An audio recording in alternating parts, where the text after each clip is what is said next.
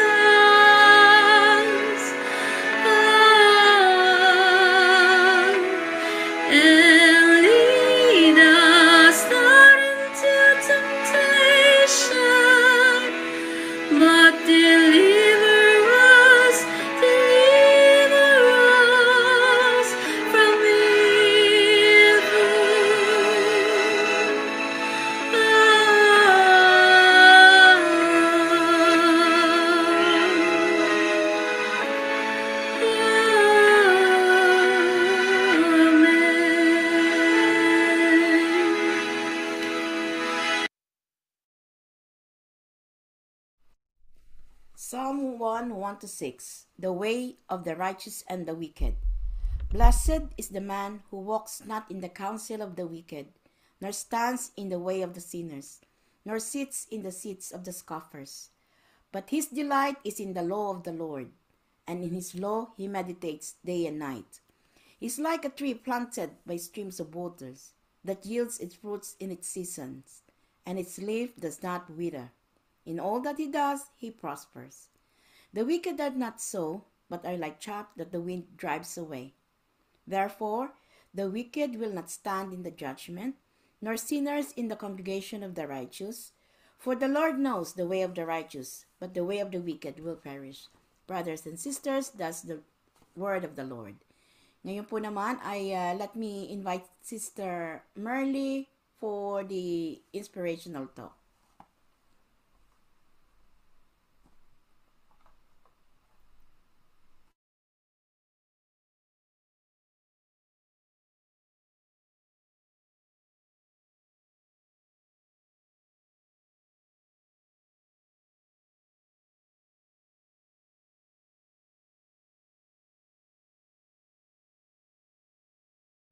Sis, wala po kayong sound, sis.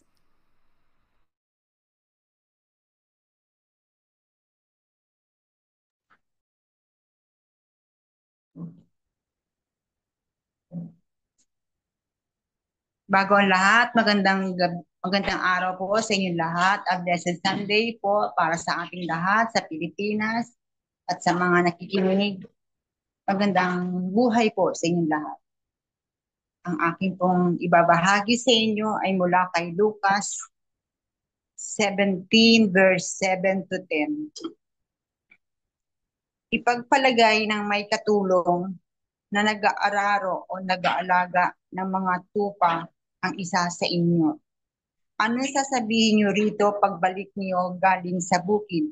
Sasabihin kaya niya, halika na't dumulog sa hapag. Sa halip ay sasabihin niya, ihanda mo ang aking pagkain. Magbihis ka't pagsilbihan ako habang kumakain ako't umiinom. At saka ka nga kumain at uminom. Dapat kaya kayong tumanaw ng utang na loob sa utosang iyon dahil ginawa nito ang iniuutos? Gayon din naman sa inyo, pagkagawa ninyo sa lahat ng inuutos sa inyo, sabihin ninyo, mga karaniwang utusan kami, ginawa lang namin ang dapat namin gawin. Ang tunay na paglilingkod ay hindi naghahangad ng anumang katumbas na kapalit. Ginagawa niya ang lahat ng kanyang makakaya upang maging kalugod-lugod sa mata ng Diyos. Siya ay nakahandang maglingkod ng may tapat sa puso at kababaang loob. Hindi natin kailanman hinahangad na maging kapantay ng Diyos at asahan ang Diyos na tumanaw ng utang na loob sa atin dahil tayo'y naglilingkod sa Kanya. Nababatid ng Diyos ang anumang pagsisikap natin upang siya'y mapaglingkuran. Ganoon din naman sa ating pakikipagkapwa-tao. Ang totoong naglilingkod ng kapwa ay naglilingkod ng may pagmamahal.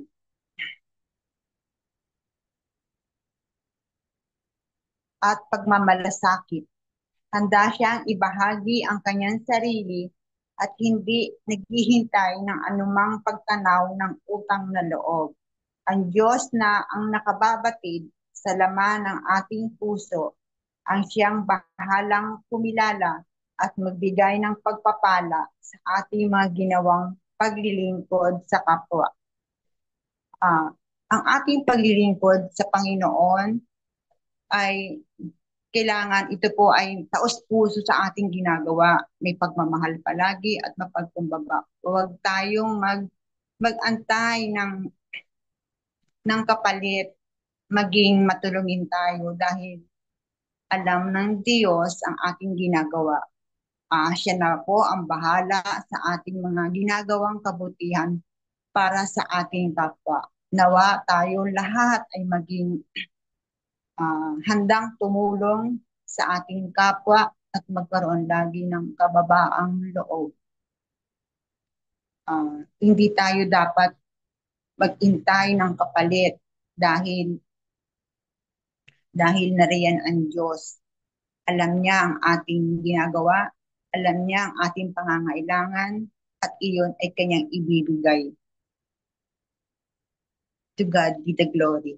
Amen.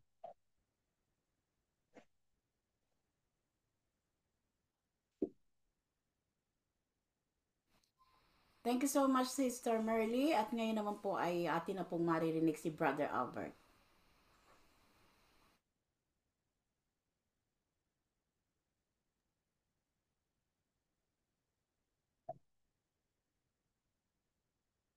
Magandang araw po mga kapatid. Magandang hapon dyan sa ating mga kapatid sa Pilipinas. Magandang gabi at magandang hapon naman dito sa ating mga kapatid sa UK. At magandang araw sa mga taong nakakasubaybay ng gawain ito kasi iba-iba ang ating time zone. Magandang araw po sa inyong lahat at dalangin ko na ang kapayapaan ng Diyos ang siya maghari sa bawat isa sa atin.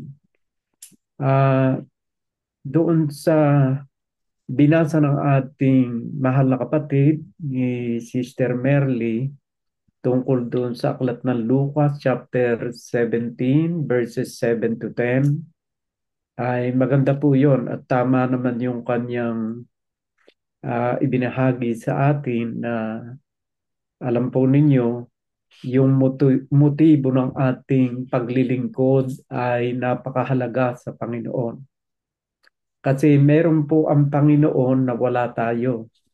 At yun po, ang Panginoon ang nakababasa ng iniisip ng tao, mga kapatid. Kaya dapat yung ating kalooban ay walang bahid ng anumang uri ng kasamaan o hangaring makamundo. Halimbawa, ginagawa natin ang bagay na ito para tayo makilala, para tayo maging sikat, mali po yung ating motibo.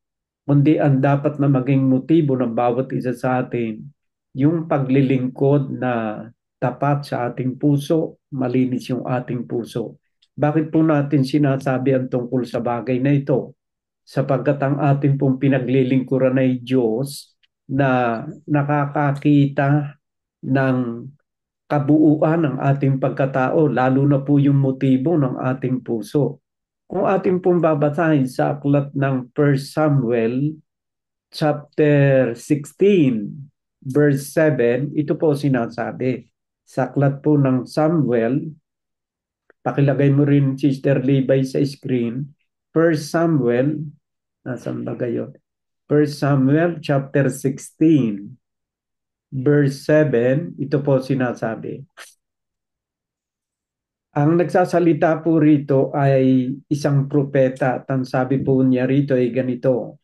But the Lord said to Samuel, ang Panginoon po pala nagsasalita rito, do not look on his appearance or on the height of his stature, because I have rejected him. Ito po yung si King Saul nung siya i-reject ng Diyos.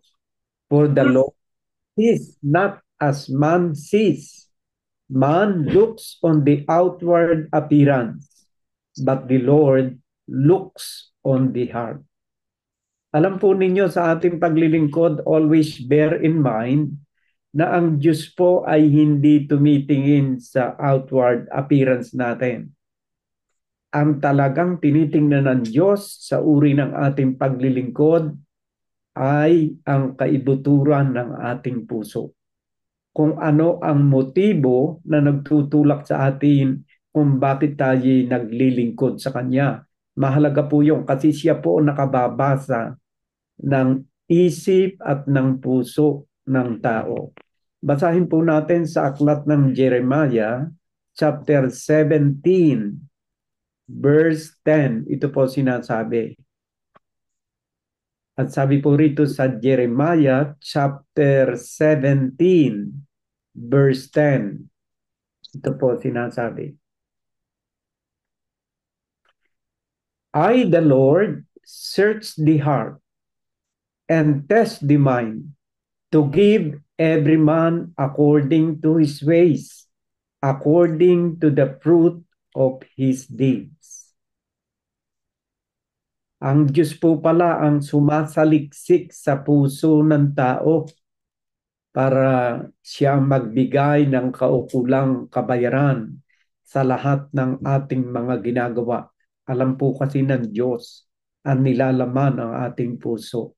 Kaya marapat lamang na bago tayo tumindig at humarap sa Diyos, dapat na ang ating puso ay malinis. Kailangan po kasi malinis yung ating puso sa pagharap sa Panginoon. At yan po ay maraming talata sa Biblia na nagsasabi ng ganyan. Kahit nga po si Haring David, nung kanyang kapanahunan, mga minamahal na magulang at kapatid, nang siya ay magkasala sapagkat siya po ay nagkaroon ng relasyon doon kay Betseba, yung pong asawa noong kanyang isang general noong panahong siya ay nag-ahari, ay nagkasala po siya. At dito po sa aklat ng Salmo chapter 51 verse 9 ay nagsisi po siya ng labis sa kanyang ginawang pagkakasala. Kaya ano po ang hiniling ni Haring David dahil sa kanya nagawang napakabigat na kasalanan? Ang sabi po rito sa aklat ng Salmo chapter 51 from verse 9 to 10 ay ito po. Ang sabi po rito ay ganito. Hide your face from my sin and blot out all my iniquities. Create in me a clean heart, O God, and renew a right spirit within me. So, nakikiusap po o nag-request si Haring David na siya'y likhaan ng isang malinis na puso. Alam po ninyo kasi, ang puso ang pinakapugad ng sari-sari kung minsang kasamaan sa buhay ng isang tao. Kaya ang puso po ang sinasaliksik ng Diyos. Kaya nga sabi niya sa aklat ng 1 Samuel chapter 16 verse 17, ang Diyos ay hindi tumitingin sa panlabas na kaanyuan, kundi ang Diyos ay tumitingin sa kaibuturan ng ating puso. Sa ating pong ibanghelyo ngayon, my dear brothers and sisters, na binanggit ni Sister Merly, Luke chapter 17 from verse 7 to 10, ay ito po'y isang uri ng paglilingkod na napakahalaga. Kung atin pong uulitin, ang binasa ng ating minamahal na kapatid, Luke 17 from verse 7, ito po sinasabi, will any one of you who has a servant plowing or keeping sheep say to him, when he has came in from the field, come at once and recline at table? Will he not rather say to him, prepare supper for me and dress properly and serve me while I eat and drink, and afterwards you will eat and drink? Does he thank the servant because he did what was commanded? So you also, when you have done all that you were commanded, say, we are unworthy servant. We have only done what was our duty. Ang take note, my dear brothers and sisters, yung word na unworthy servant. Kasi po, tayo pong tao ay madalas tayo natitisod, nagkakamali. Wala po kasi tayong pwede ipagmalaki na tayo naglingkod talaga o naglingkod sa Panginoon. Kagaya na nasabi ko, nasasaliksik ng Diyos ang kaibuturan ng ating puso. How about dito sa Church of God in Christ Jesus? Tayo ba'y naririto para tayo magpapogi, para magpaganda dito sa gawain ito? Hindi dapat yan ang maging motibo ng ating puso. Kundi ang dapat po pala na maging motibo natin ay yung malinis na layunin ng paglilingkod sa Diyos. Kasi alam po ng Diyos ang tono ng ating puso. Kasi siya po sumasaliksik. Uulitin ko po sa inyo, Jeremiah chapter 17, verse 10. Uulitin ko po sa inyong basahin.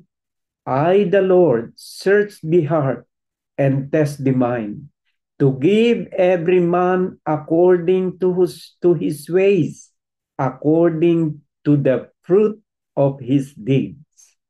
So my dear brothers and sisters, ang talagang kapangyarihan na nagpapakilot sa isang tao ay ang ating puso. Kaya kung ano nilalaman ng ating puso, lumalabas sa ating nguso at siya ring kuminsang ginagawa ng ating mga kamay. Kaya ang hiling ni Haring David, Psalm chapter 51, verse 9 and 10, create in me a clean heart, O Lord. Bakit? Nagkasala po kasi siya. Nagkasala siya. Kaya the same thing to each and every one of us. We had to ask forgiveness to the Lord bago tayo humarap sa Kanya ng paglilingkod. Kailangan hilingin natin sa Kanya, Lord, create in me a clean heart. Bakit po? Kasi siya po ay hindi kagaya ng tao. Ang tao po may limitasyon. Hindi natin nakikita kung ano ang nilalaman ng puso ng ating kapwa. But sa Panginoon, my dear brothers and sisters, nakikita po niya ang lahat ng ating ginagawa at ang motibo na nasa kaibuturan ng ating puso. It is better to have a humble heart. Mahalaga po na tayo maging mapagpakumbaba, knowing that God searches the heart of men. Kasi ito po kasi ang dahilan kung bakit sumasama ang buhay ng isang tao, dahil din po sa kanyang puso. Basahin po natin ang Matthew chapter 15, verse 19, ito po sinasabi. Tungkol po sa puso ito.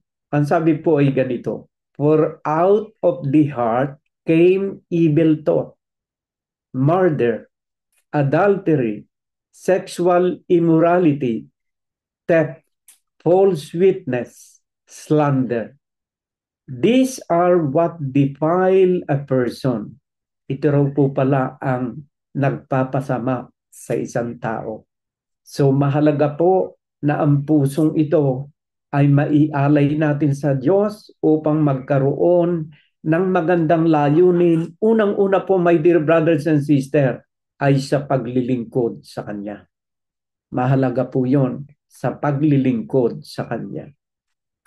Kaya napakahalaga po yon. Kanina po narinig ko kay Sister Shirley na ang miyembro ng kanyang pamilya doon sa Pilipinas ay mga aktibo at nagiging active sa gawain ng paglilingkod sa Panginoon. Maganda po yon, my dear brothers and sisters. Bakit po? Kasi po, ayon sa Biblia, my dear brothers and sisters, ang kaligtasan po ay individual. Hindi po kayang mailigtas ni Sister Shirley ang kanyang mga kapatid sa Pilipinas according to the Bible, my dear brothers and sisters. Hindi po according sa akin. Kaya maganda po na ang bawat miyembro ng ating pamilya ay magkaroon ng sari-sariling paglilingkod sa Panginoon, pagkakilala sa Diyos, sapagkat ito po'y mahalaga. Ang kaligtasan po ni Sister Merly ay hindi niya maaaring madala ang kanyang kapatid, my dear brothers and sisters. Ang kaligtasan po ng bawat isa ay depende sa ginagawa ng bawat isa. Kagaya po ng sinasabi rito sa Ezekiel chapter 14, verse 14, verse 16, and verse 18. Ezekiel chapter 14, verse 14, verse 16, and verse 18. Babasahin ko po sa inyo. Sinasabi po ng banal na kasulatan ay ganito sa Ezekiel chapter 14, verse 14. Even if these three men, Noah, Daniel, and Job, were in it, they will deliver but their own lives by their righteousness, declares the Lord God. Kahit daw po itong tatlong ito ay naruroon, si Noah, si Daniel, at si Job ay naruroon, ang tanging maililigtas lamang nila ay ang kanilang sarili ayon sa kanilang katuwiran, sabi ng Panginoon. Ngayon, inulit pa rin niya ito sa verse 16. Even if these three men were in it, as I live, declares the Lord God, they will deliver neither sons nor daughters. They alone would be delivered, but the land would be desolate. So sa verse 18, though these three men were in it, as I live, declares the Lord God, they will deliver neither son nor daughter, but they alone will be delivered. So individual pala, my dear brothers, ang kaligtasan. Hindi maaaring ikaw ay isang ina ng tahanan, uma-attend ka, sinusunod mo ang kanyang banal na kasulatan, at ang mga miyembro ng iyong pamilya ay magte-take it for granted, hindi niya papansinin ang salita, wala palang magagawa yung kabutihan ng kanyang ina upang madala sa kaligtasan ng kanyang mga anak. So napakaganda, my dear brothers and sisters, lalo na ang ginagawa ni Sister Shirley, na hikayatin niya ang kanyang mga kapatid na makapakinig ng mga salita ng Diyos, sapagkat sa pamamagitan ng ating pakikinig ng salita ng Diyos at pagsasabuhay ng kanyang mga salita, naruroon po kasi ang kaligtasan, my dear brothers and sisters. So malinaw po ito na yung ating hindi tayo makapagliligtas ng ating mahal sa buhay. Yan po ay one-on-one relation sa Panginoon ng bawat isang tao. Habang naririnig po natin ang salitang ito ng Diyos, we have to act. Kailangan na natin itong tanggapin. Kailangan na natin itong paniwalaan mula sa padre de pamilya hanggang sa list na member ng family. Kailangan makinig, magsabuhay, ikapit ang kanyang mga salitang ito sa kanilang pang-araw-araw na buhay, at doon maaari pong maging magkasama-sama sa buhay na walang hanggan ang isang pamilya. Ganito po ang sinasabi, my dear brothers and sisters. Uulitin ko po ulit sa aklat ng Ezekiel. Ang binasa ko na sa inyo, Ezekiel chapter 14, from verse 14, verse 16, and verse 18. Yan po ay nakasulat sa banal na kasulatan. Kahit po sa Bibliyang, iba't ibang salin ng Biblia, naririyan po yan. Lalo na po sa Bibliyang Katoliko, nakalagay po ang mga talatang yan sa Biblia. Ano pa ba ang sinasabi tungkol sa kaligtasan? Sa aklat po ng Ezekiel uli, my dear brothers and sisters. Kaya napakahalaga po na kayo nakikinig ng salita ng Diyos. Ezekiel chapter 18, verse 20. Ito po ang sinasabi. Ang sabi po ay ganito, Ezekiel chapter 18, verse 20. The soul whose sin shall die. The son shall not suffer the iniquity of the father, nor the father suffer for the iniquity of the son. The righteousness of the righteous shall be upon himself. Excuse me, Brother Albert, di namin kayo marinig. Wala Hindi ba? ko marinig. Si, Sis Libay, wala kaming marinig. wala po. Paano ko maririnig kaya? Narinig niyo ako, Libay? Opo, pakinig po namin kayo. Hindi marinig ni na Sister Merly? Pero pakinig po namin kayo. Pakinig Ang po. hina. Mahina po. Ay baka po sa internet niyo. Ang hina talaga. Nagluloko Oo yung po. aming internet. Sa akin din po eh. Baka po dito na po sa Wala ano. kaming marinig. Ang hina-hina sobra. Mahina pala. Baka po ang internet nyo kasi okay po dito sa amin. Baka paki-check po ninyo yung sa internet. Palagay ko po, yun ang problema. Kaya gano'n. So, kung palakas din na lang po nyo ang volume, kung makukuha sa volume, baka naman sagad na yung volume nyo. Pero po dito sa aklat ng Ezekiel, chapter 18, verse 20. Kaya nga po individual na dapat tayong lalapit. All the members of the family must be present, must be attentive to the word of God kasi mahalaga po 'yon. Kasi I cannot save the soul of my son, my daughter, my granddaughter, my grandson. They have also to listen to the word of God. Kailangan po yon. Ang sabi po rito sa Ezekiel chapter 18 verse 20, the soul who sins shall die. The son shall not suffer the iniquity of the father, nor the father suffer for the iniquity of the son. The righteousness of the righteous shall be upon himself, and the wickedness of the wicked shall be upon himself. So malinaw po yun, my dear brothers and sisters. We have to invite all the members of our family to listen to the word of God, put it into practice sapagkat ito po ay mahalaga sa ating kaligtasan. Kagaya po uulitin ko po ulit sa inyo, Ezekiel chapter 14, verse 14 uli.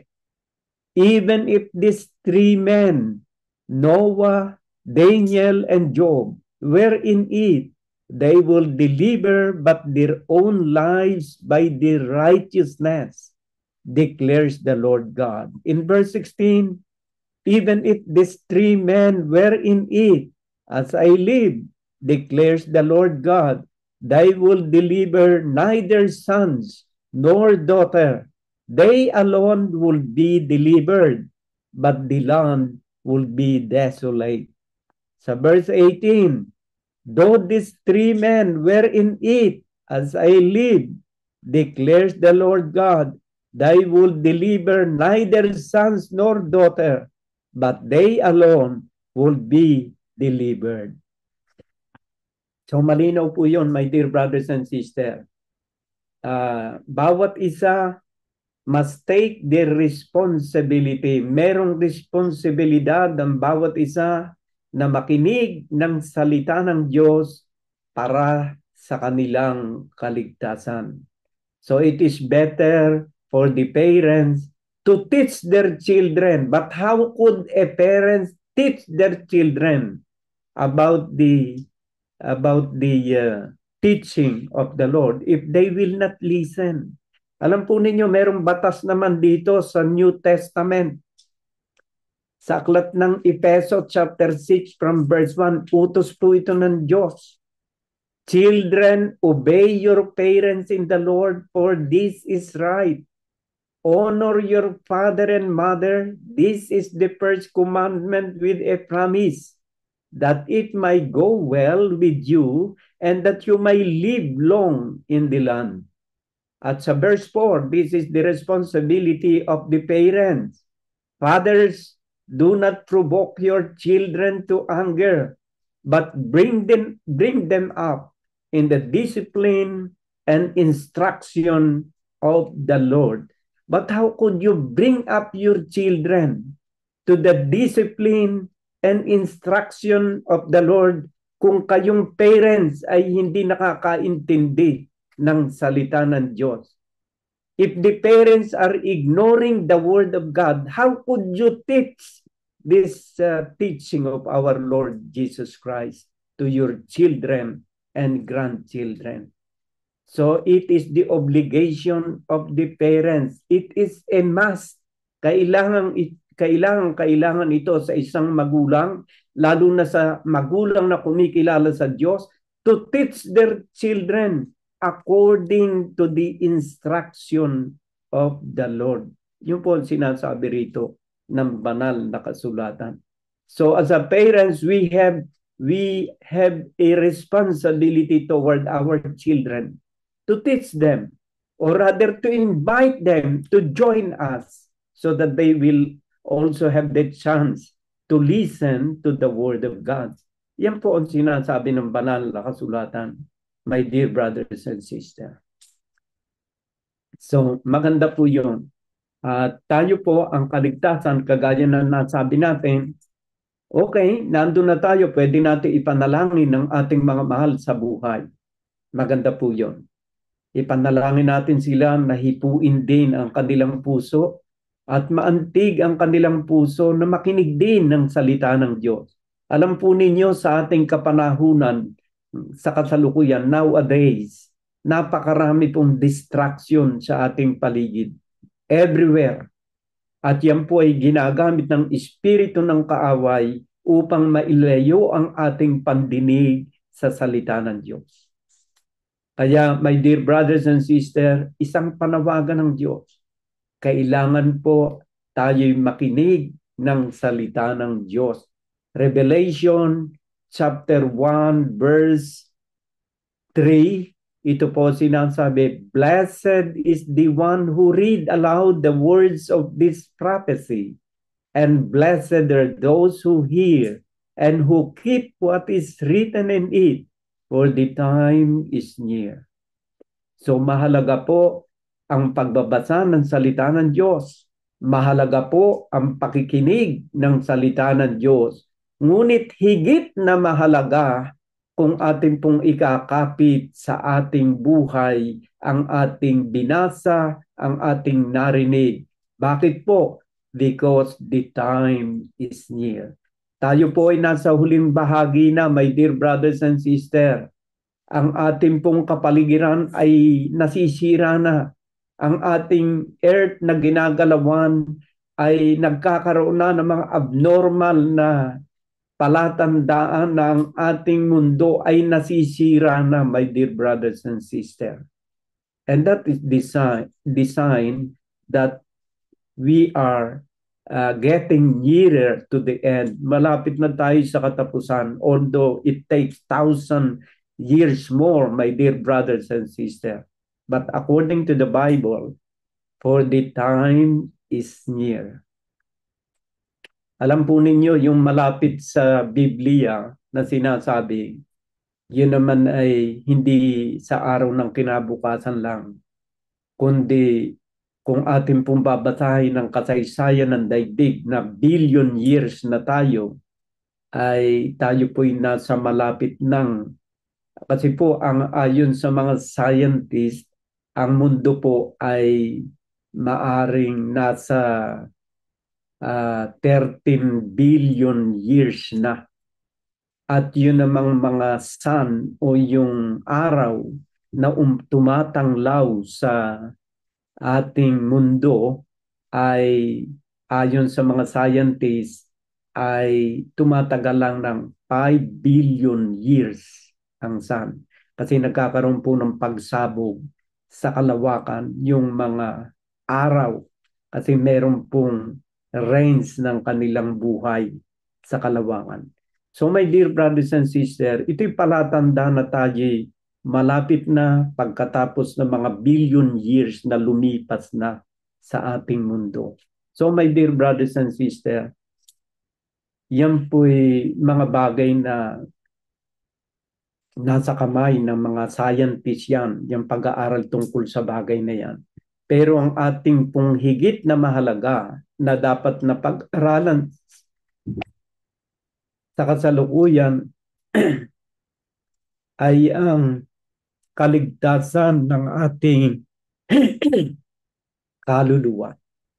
At yan pong kaligtasan yan, my dear brothers and sisters, malaon ang panahon na inihanda ng Diyos.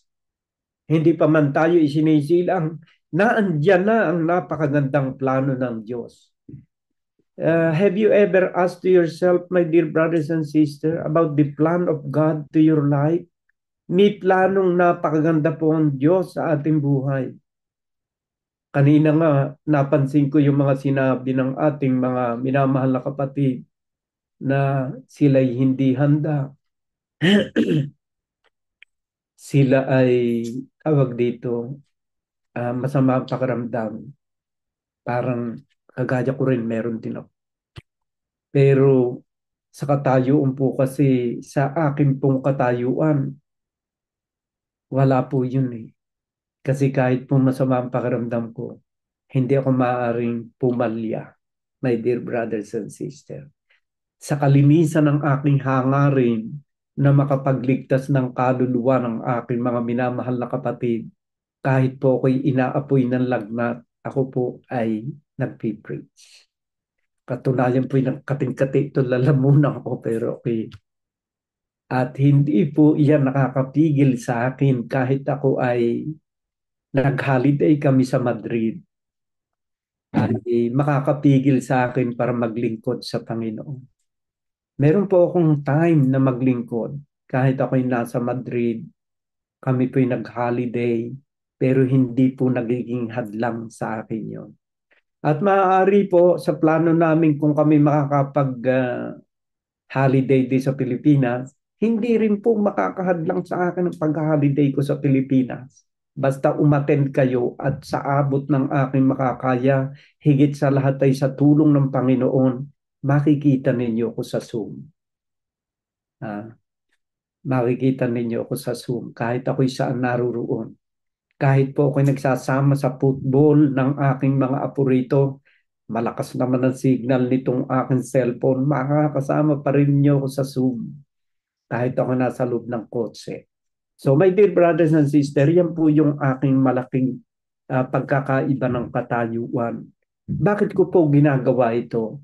Dahil sa aking malinis na layunin as an unworthy servant, kagaya ng binasa ni Sister Merly, as an unworthy servant, kasi ako rin po naman ay hindi ganap na tao. Hindi naman ako hindi na nagkakasala pa rin po ako. At yan po naman pinatutunayan ng Biblia na kahit mga matutuwid na tao ay nagkakasala. Kaya walang taong maaaring mag-claim na hindi siya nagkasala. Otherwise, ating pararatangan ng Diyos na sinungaling ang Diyos na siya may sabi, walang taong hindi nagkakasala. Basahin po natin sa Ecclesiastes chapter 7, verse 20. Ang sabi po rito sa Ecclesiastes chapter 7 verse 20, surely there is not a righteous man on earth who does good and never sin. Wala raw tao na matuwid dito sa lupa na gumagawa ng mabuti na hindi nagkakasala. Totoo po ba ito? Totoo ba ito na kahit yung mga righteous na tao nagkakasala? Ay kung atin pong babasahin sa Bagong Tipan naman, sa Bagong Tipan, ay maaari po, tama po ito eh. At sabi po rito sa John chapter 1 from verse 8, 9, and 10. 1 John chapter 1 from verse 8, 9, and 10. If we say we have no sin, we deceive ourselves, and the truth is not in us. If we confess our sin, He is faithful and just to forgive us our sin and to cleanse us from all unrighteousness. If we say we have not sinned, we make Him a liar, and His word is not in us. So kapag karon sinasabi natin hindi tayo nagkakasala kahit ikaw ay righteous, ginagawa raw nating sinungaling ang Diyos. Bakit po naging ginagawa nating sinungaling ang Diyos? Kung sasabihin natin hindi tayo nagkakasala kahit na ikaw ay righteous. Ay di ibalik po uli natin sa Ecclesiastes chapter 7 verse 20. Surely, ang nagsasalita po rito ay Diyos, surely there is not a righteous man on earth who does good and never sin. So dun sa John chapter 1 from verse 8, 9, and 10, pinatutunayan sa bagong tipan na hindi natin pwedeng ipagmalaki na tayo hindi nagkakasalas sa harapan ng Diyos. Bakit? Kasi gagawin nating sinungaling siya kung hindi ka aamin na ikaw ay nagkakasala. So yung pagkakasala, my dear brothers and sisters, ay nagagawa yan kahit ng mga matutuwid na mga tao. Kaya nga lamang yung matutuwid, hindi naman mortal sin ang nagagawa. Dalawang klase po kasi ang kasalanan eh. Merong kasalanang may kapatawaran at meron namang kasalanang walang kapatawaran. Siguro po itong mga righteous person na ito ay nakagagawa ng mga kasalanang may kapatawaran. So my dear brothers and sisters, malinaw po yun. Na may kasalanang may kapatawaran.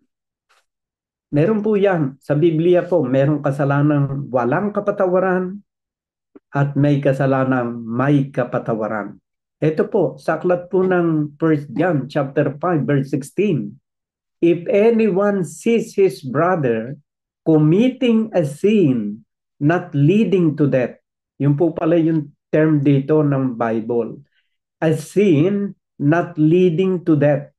He shall ask, and God will give him life to those who commit sin that do not lead to death. There is a sin that leads to death. I do not say that one should pray for that. All wrongdoings is sin, but there is sin that does not lead to death. Meron pong dalawang klase ng kasalanan, my dear brothers and sisters. Kasalanang ikamamatay at kasalanang hindi ikamamatay. So my dear brothers and sisters.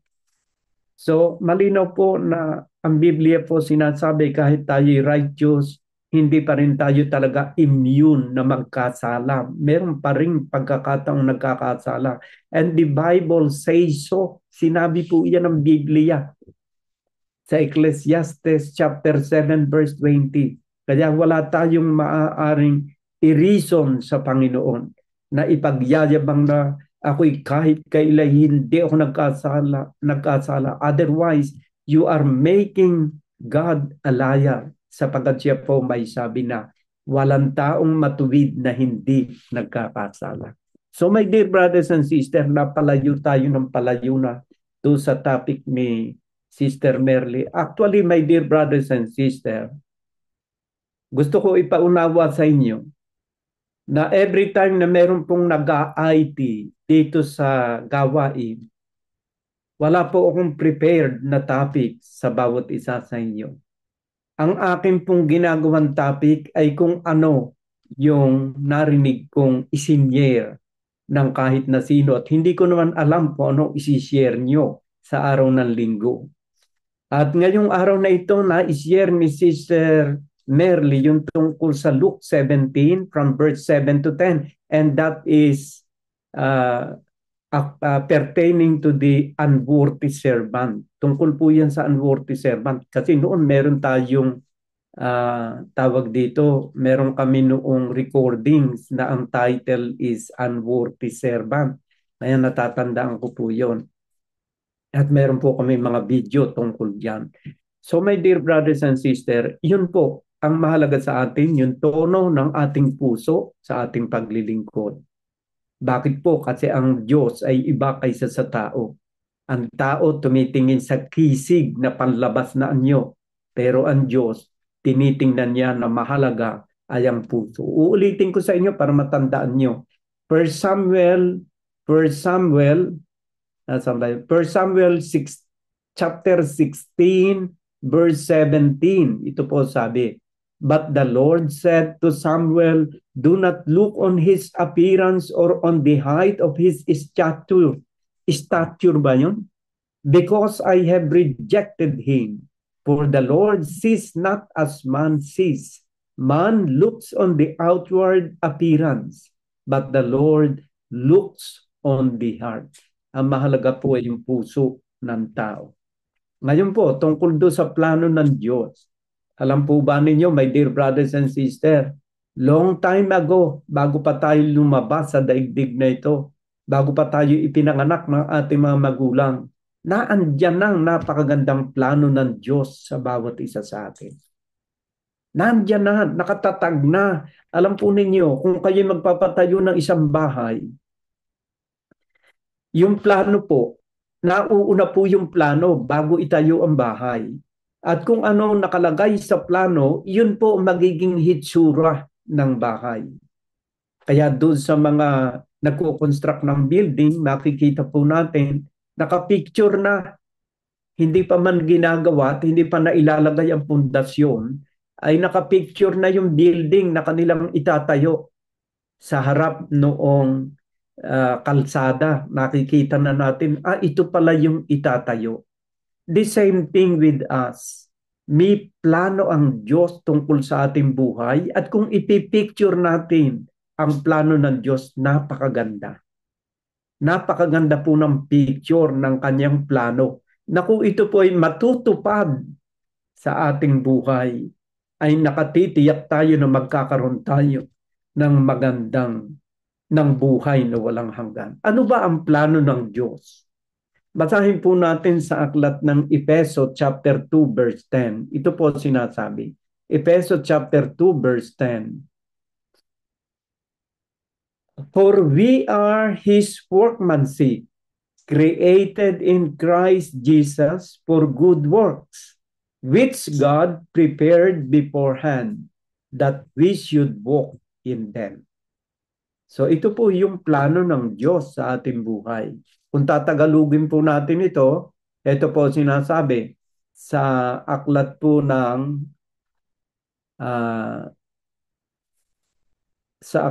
ng Bagong Tipan, aklat po ng Efeso. Ito po sinasabi, Efeso chapter 2 verse 10.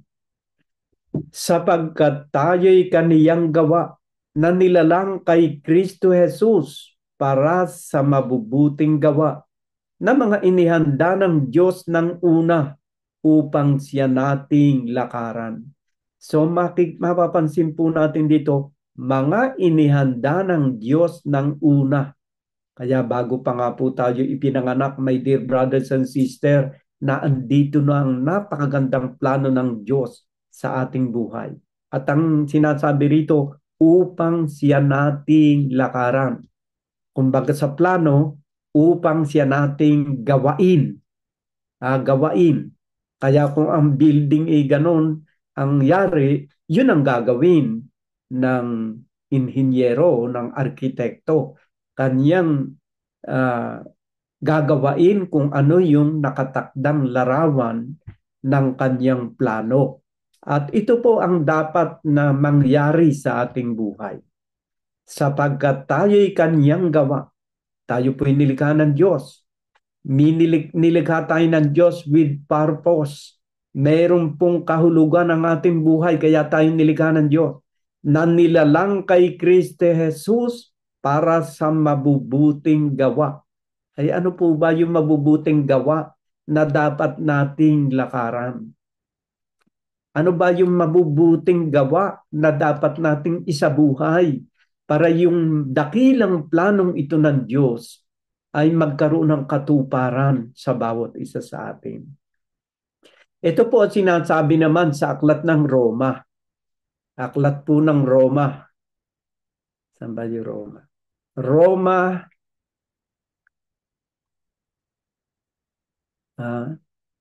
Where is Roma? Ito, Roma chapter 7, verse 12.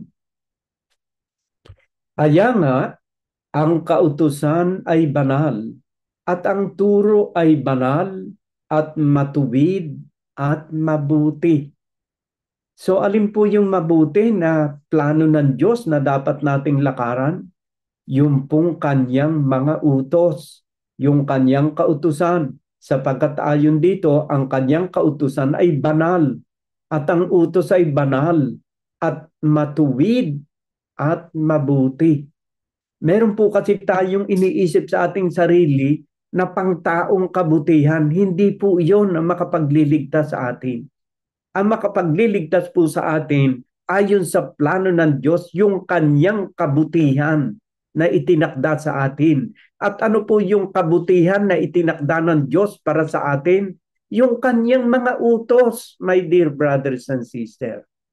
Kaya yung kautusan ng Diyos, yan po ang plano ng Diyos na dapat nating lakaran. Ha? Kumbaga sa trend, bago ilabas ang trend sa kanyang gawaan, ang una pong ginagawa ay yung release. Kasi ang release po, doon po tatakbo ang train. So yung pong kautusan na ito po ang tumatayong release ng train. Kapag ka po ang train ay sumala sa release, malaking kapinsalaan ang magaganap. Ganon din po sa ating pagtahat sa takbo ng ating buhay, kapag ka tayo ay lumihis sa riles ng ating buhay, ayon sa plano ng Diyos sa ating buhay, malaki pong kapinsalaan ang magaganap sa ating buhay. Kagaya ng sinasabi, huwag kang maglalasing, huwag kang gagamit ng mga pinagbabawal na gamot. Kasi po yung paggamit ng ipinagbabawal ng gamot, nagbubunga po yan ng pagkawasak ng ating sariling katawan. At pagka po tayo ay nahirati sa paggamit ng mga bagay na yan, ay nagiging sanhi ng ating kamatayan. Pagkakasakit at kamatayan. So tayo po ay dapat ay tumak sa release ng train na mga salita ng Diyos upang tayo magkaroon ng buhay na maganda, malusog, malakas na pangangatawan at mahabang buhay. Katunayan po, ang salita ng Diyos nakakapagpahaba ng buhay, my dear brothers and sisters. Kapag sinunod natin ang detalye ng mga iniuutos ng Diyos, tayo po ay bibigyan niya ng mahabang buhay.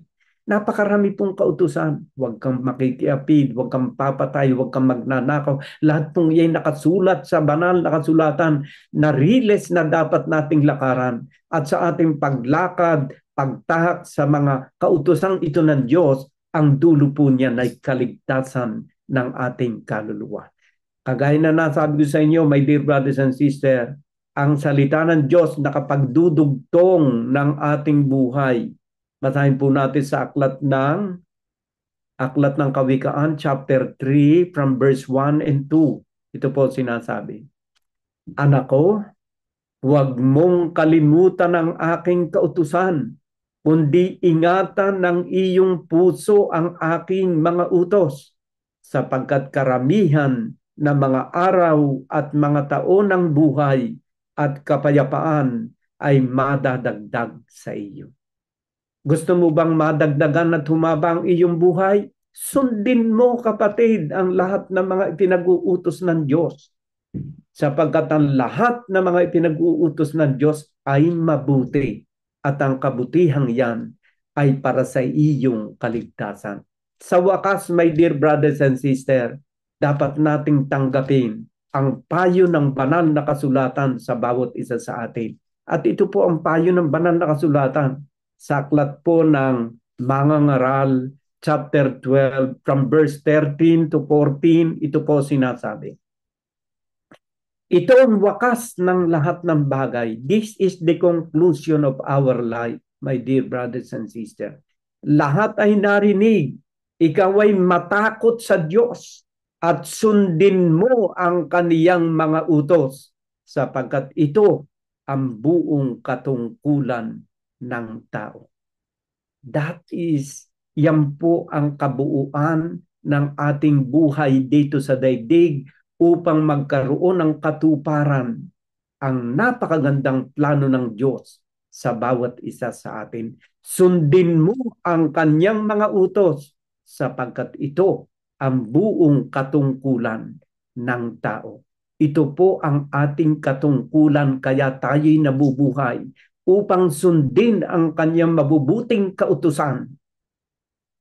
Bakit po? Sapagkat sa verse 14, sapagkat dadalhin ng Diyos ang bawat gawa sa kahatulan, pati ng bawat kubling bagay, maging ito ay mabuti o maging ito ay masama.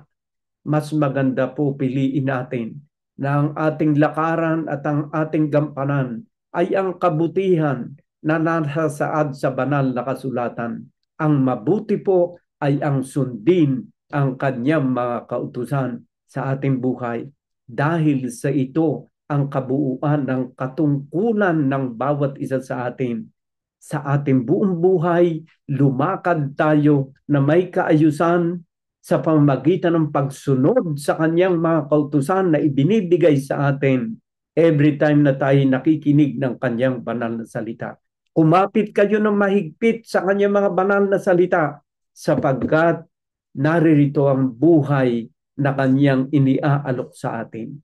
Maganda ang bahay na kanyang inihanda sa bawat isa sa atin at makakamit natin ang napakagandang bahay na inihanda ng Diyos sa bawat isa sa atin kung tayo susunod sa kanyang banal na kautusan. To end up my preaching, my dear brothers and sisters, I would like to read yung sa Bagong Tipan, sa aklat po ng sa aklat po ng sa aklat po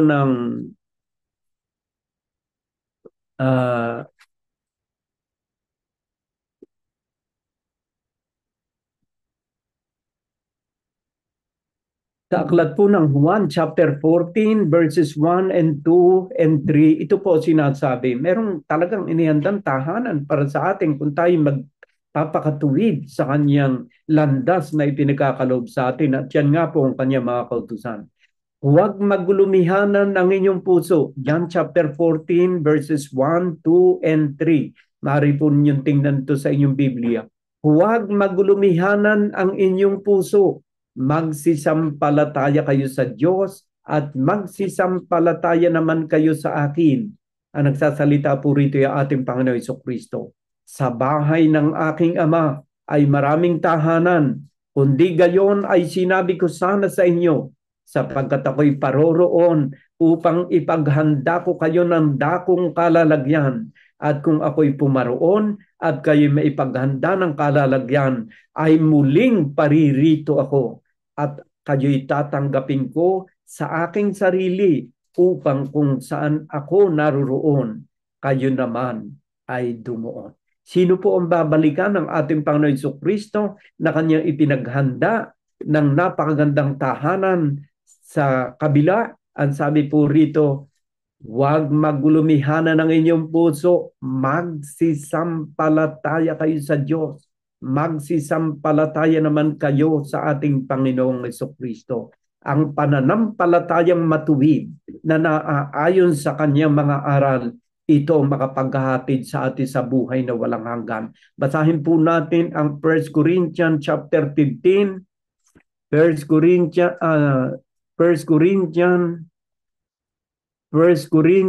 chapter 15 verse 1 and 2.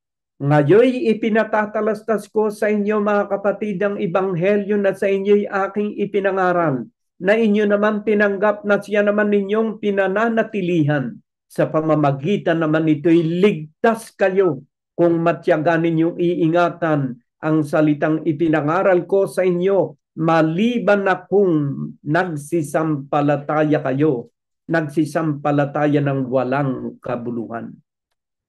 Alam po ninyo, my dear brothers and sisters, ang ating pananampalataya ay nawawalan ng kabuluhan. Basahin natin sa aklat ng James chapter 4 verse 17. Chapter 2. James, nasaan ba James, my dear brothers and sisters? James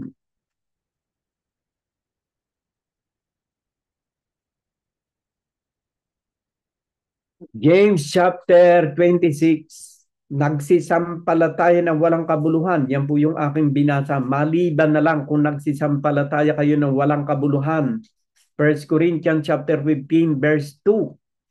Bakit po nawala ng kabuluhan? Dahil wala po ito.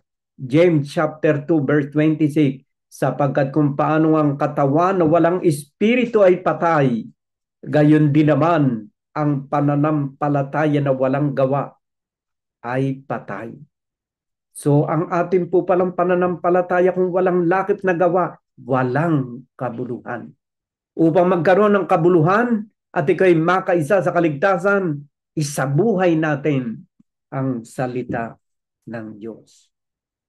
Dalangin ko sa Diyos na ang mga salitang ito ay nakapagbukas ng kaibuturan ng ating puso. And always remember, ang Diyos ang siya nagsasaliksi ng kaibuturan ng ating puso. Ganapin nating may malinis na budhi ang mga salitang ito ng Diyos at mabubuhay tayo magpasawalang hanggan. Amen.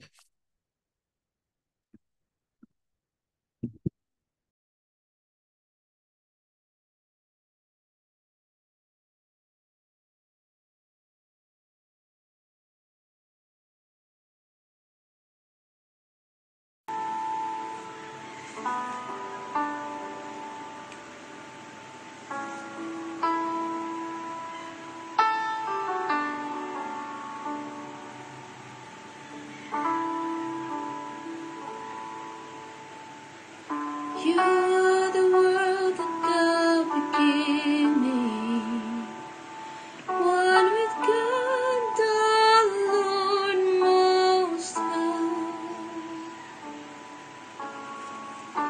Your hidden glory in creation, now revealed in you are Christ. What a beautiful name it is. What a beautiful name it is. The name of Jesus Christ, my King. What a beautiful name it is. Nothing compares to this. What a beautiful name it is. The name of Jesus.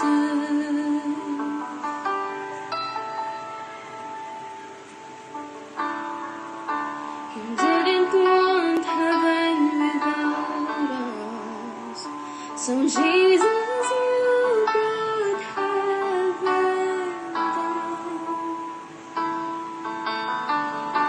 My sin was great, your love was greater. What could separate us now? What a beautiful name it is. What a beautiful name it is. The name of Jesus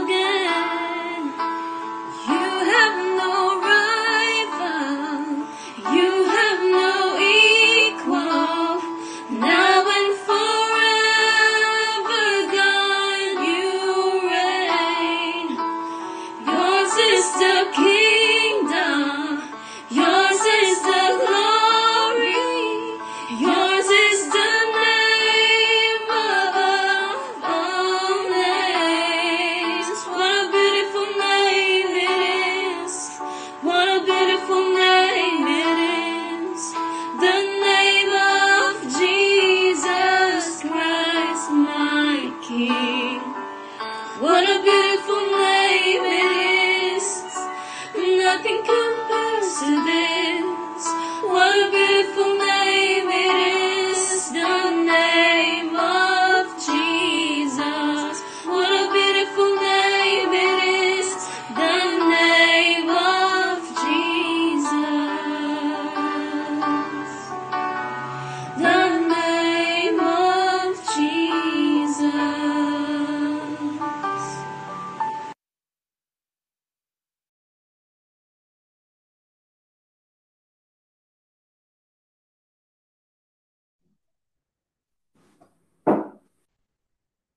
Thank you, Lord.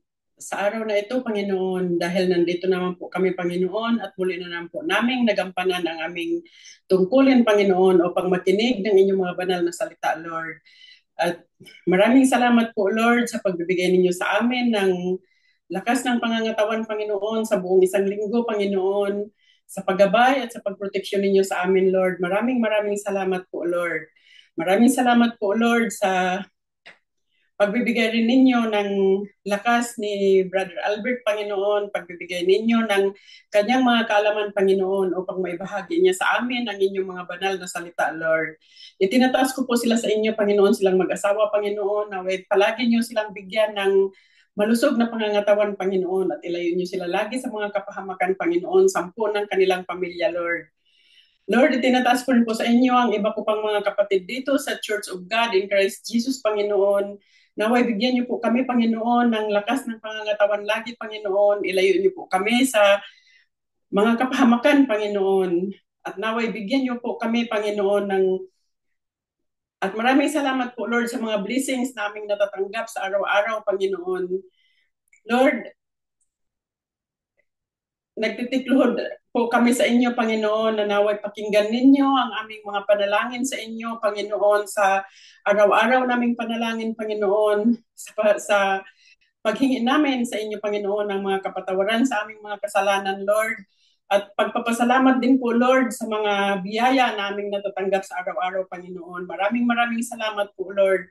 Naway patuloy nyo kaming gabayan at proteksyonan, Panginoon, upang maituloy po namin may pagpatuloy namin itong aming gawain, Panginoon, na Church of God in Christ Jesus, Panginoon, pati na po, Panginoon, ang aming night prayer, Panginoon, at ang aming charity, Panginoon.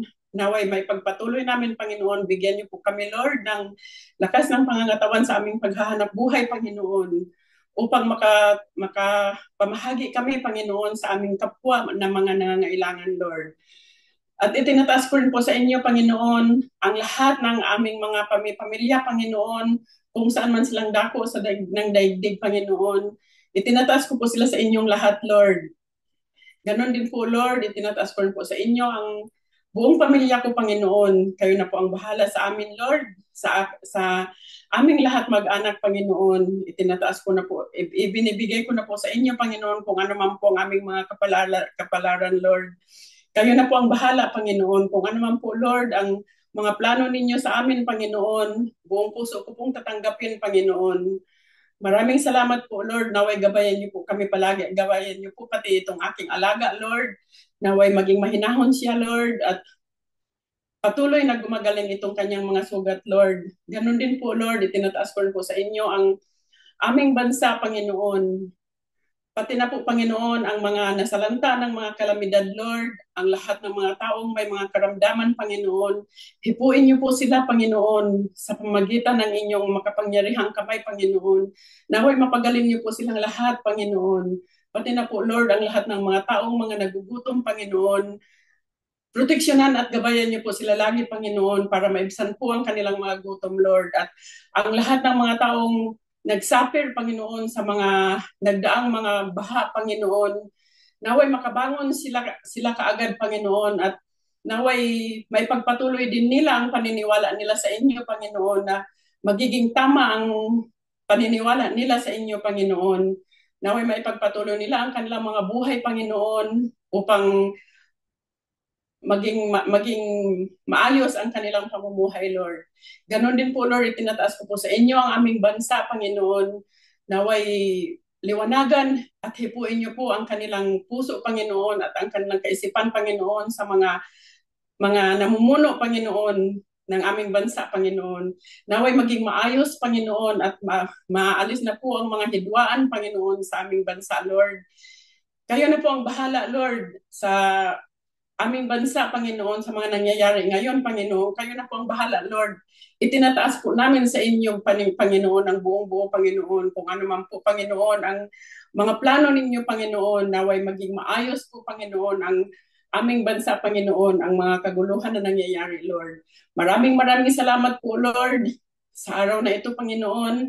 Maraming salamat po sa paggabay at sa pagproteksyon ninyo sa amin, Panginoon, at sa lahat ng mga biyaya, Panginoon. Maraming salamat po. In Jesus' mighty name I pray. Amen.